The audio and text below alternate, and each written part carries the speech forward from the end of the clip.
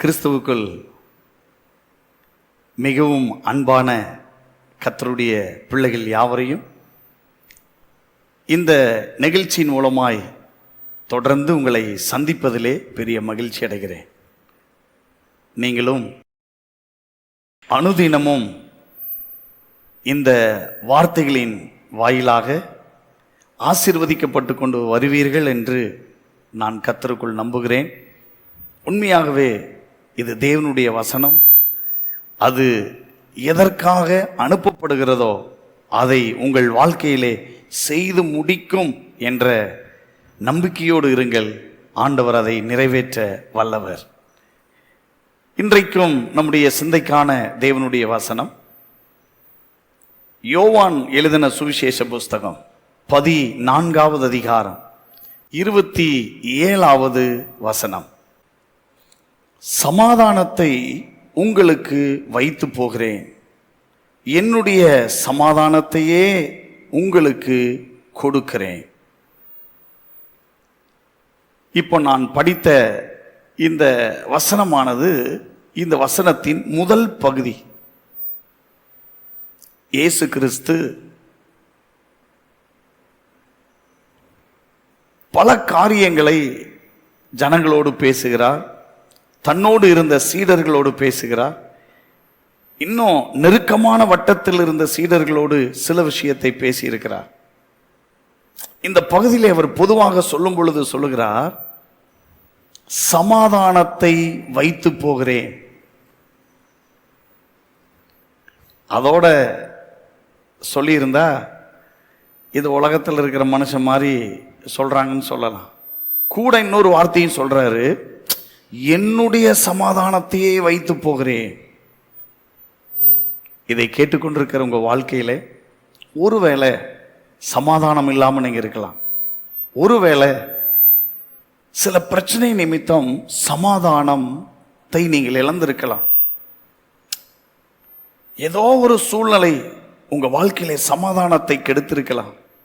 அதனால என்னடா வாழ்க்கை, ஏதோ இந்த உலகத்தில் இருக்கிறேன் அப்படின்ற ஒரு வருத்தம், அப்படின்ற ஒரு சலிப்பு, அப்படின்ற ஒரு சங்கடம் உங்களுக்குள்ளே இருக்கும் என்றால், உங்களை பார்த்து இன்றைக்கு பரலோக தேவன் சொல்லுகிறார், சமாதானத்தை வைத்து போகிறேன்.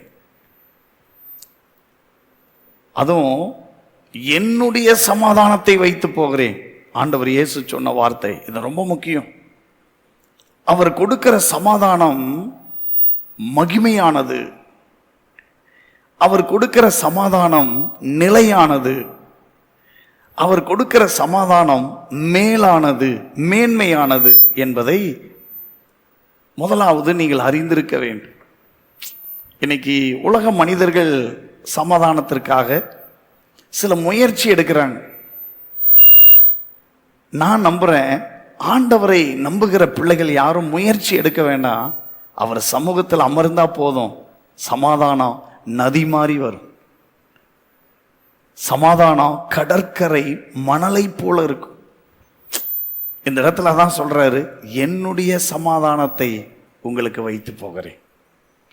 நான் நம்புகிறேன், சமாதானத்தை இழந்திருக்கிற உங்க வாழ்க்கையிலே இதுவரைக்கும் நீங்கள் உலகப்படியான சமாதானத்தை பெற்று அது டெம்பரவரி.